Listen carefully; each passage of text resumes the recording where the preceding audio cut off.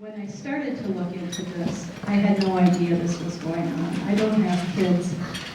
My friends don't, most of my friends don't use daycare.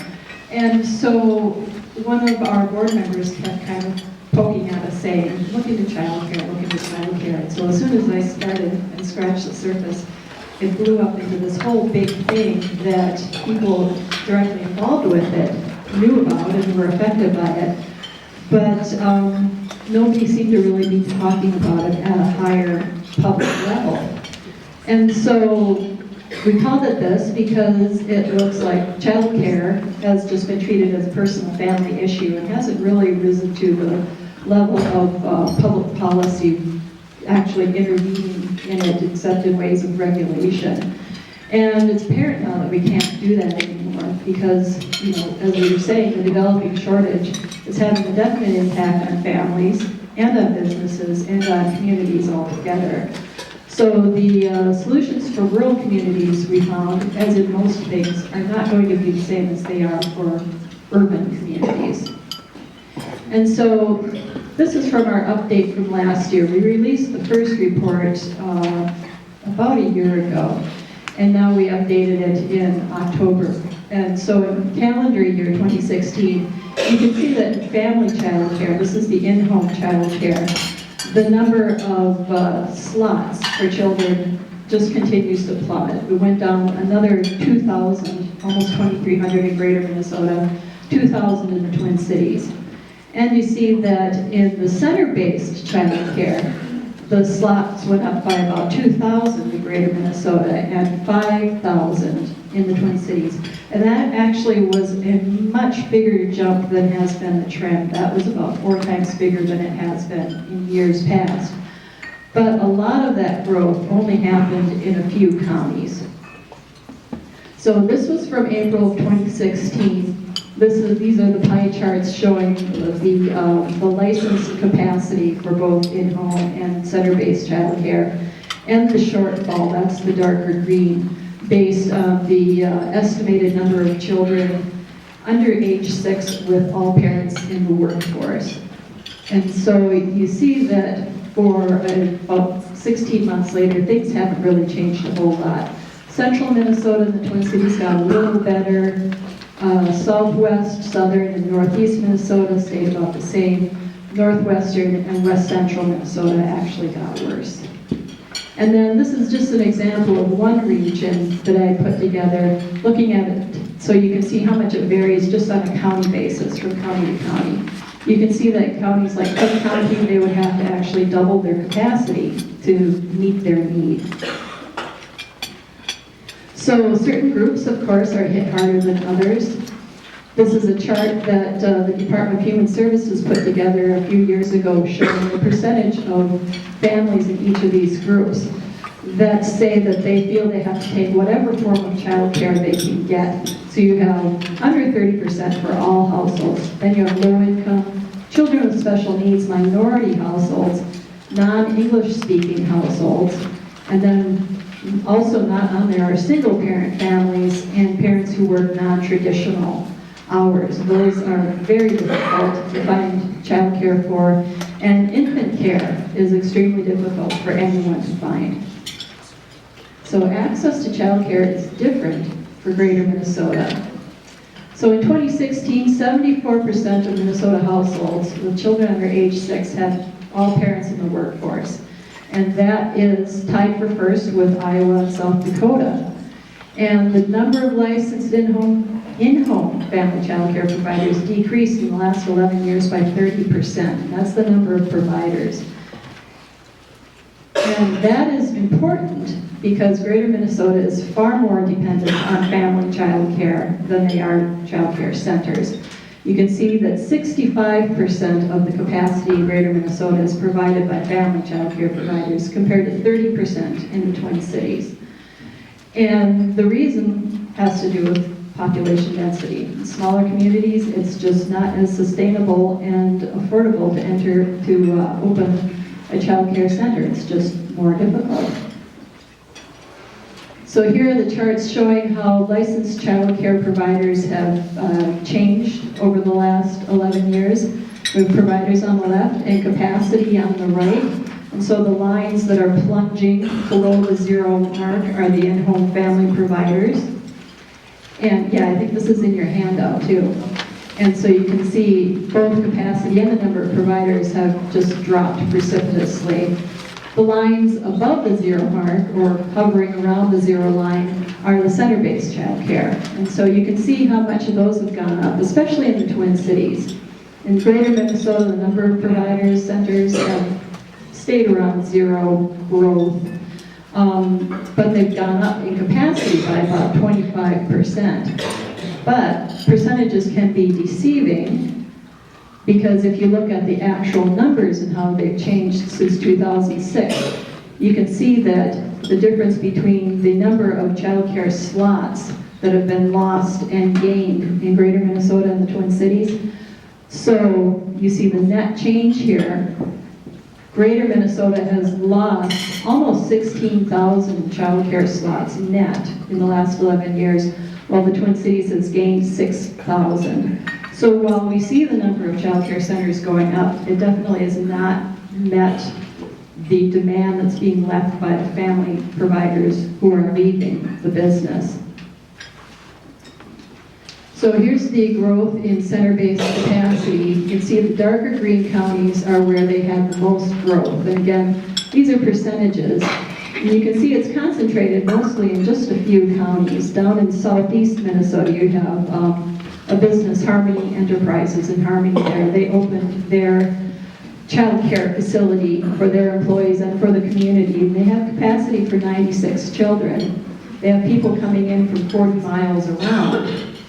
And so that just pushed them way up into the top group.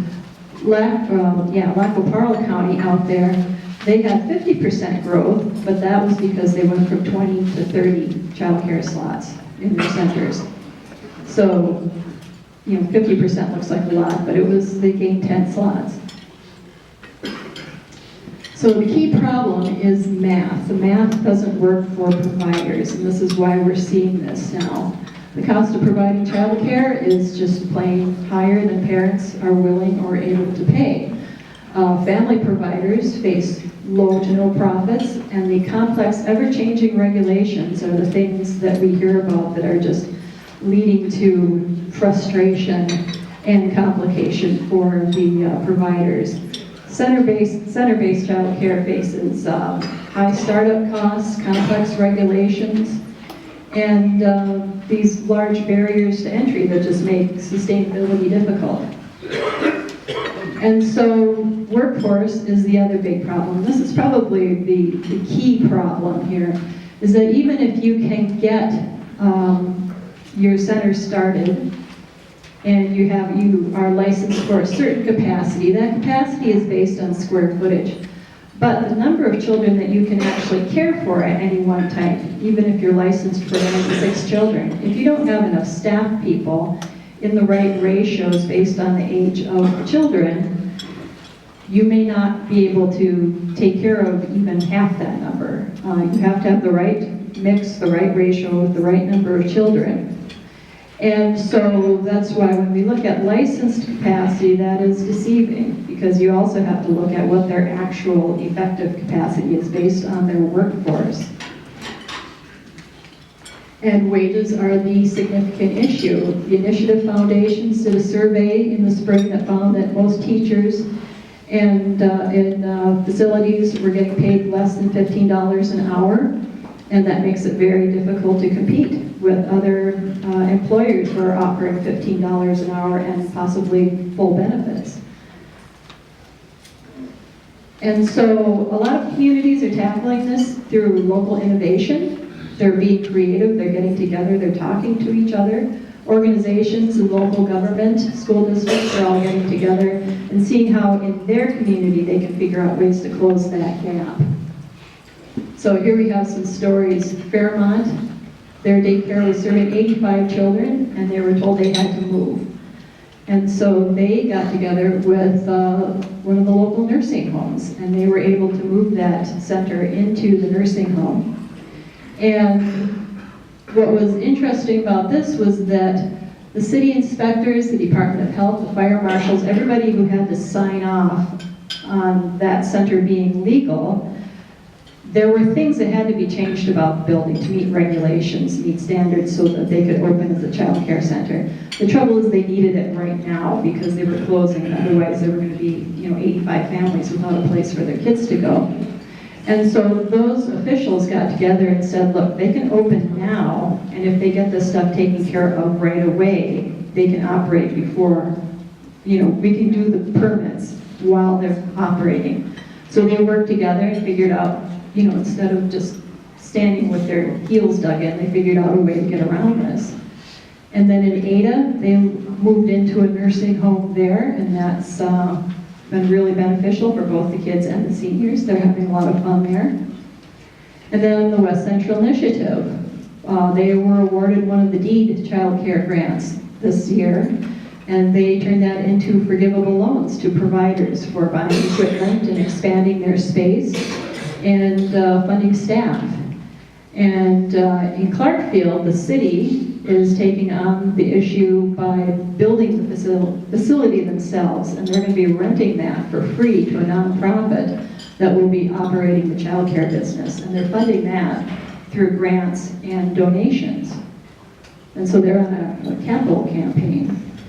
And then in Battle Lake, I just added this one so I don't have it memorized yet, but they're partnering, they have a local nonprofit, the Battle Lake Youth Center, that's partnering with a North Dakota child care provider, and they will be providing the facility, and Tiny Tykes will move in and rent the building and operate the center.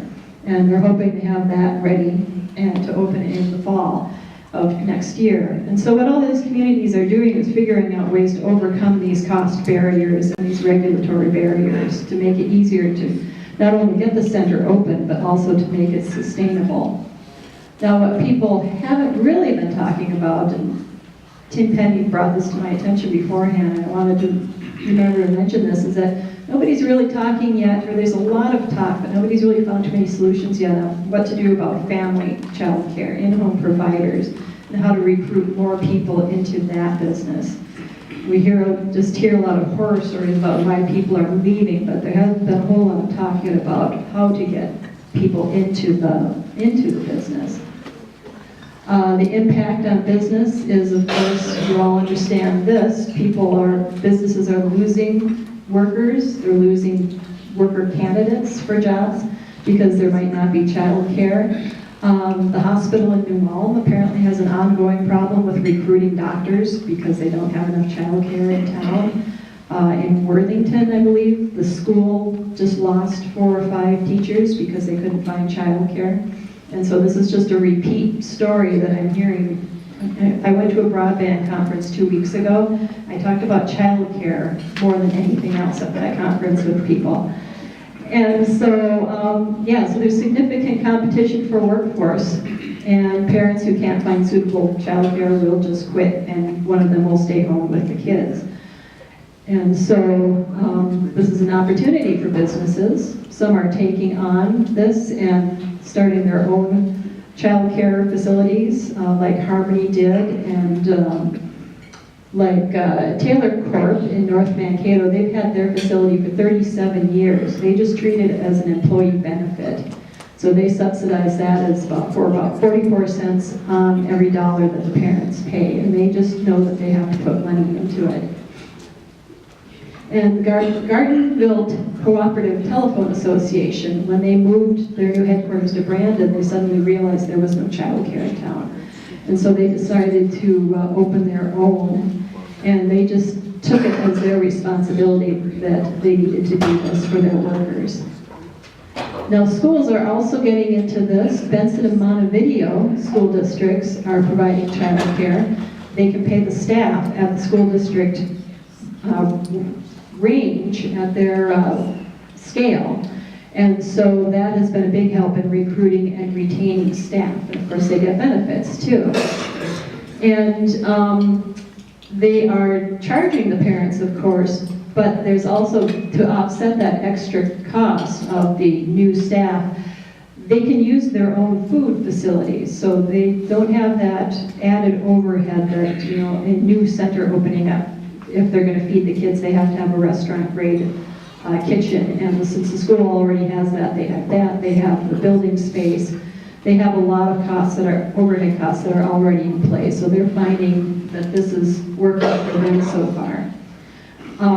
There was always a question of voluntary pre-K, you know, pre-kindergarten for 4-year-olds. And when that came up, child care providers were saying, you know, wait a second, this is the age group that we make money on. We lose money caring for infants. We make money on 4-year-olds. This makes it possible for us to stay open. If they all start going to school, we're not going to be able to. We're either going to have to really jack up our rates, or we're not going to be able to stay open. In this case, in the schools, they're taking all age groups, including infants, so that's being a big help for them. And you can see in the graph there how the number of FCC providers, the in-home providers, have changed over the last 11 years. So the schools are stepping in and providing a capacity that's really actually very badly needed in the area. And so the takeaways are that until more can be done to increase wages and profits for providers, I think, Nancy, you said this on that phone call, that until more can be done to increase wages and profits for providers, family providers will continue to leave the business. And center providers will always have difficulty, especially in greater Minnesota, starting centers until we can figure out how to make it easier and more sustainable for them. The complex regulations are causing difficulties, but local communities in greater Minnesota are finding ways, but the path could be made smoother for them too. So, oops. There you go. Thank you very much.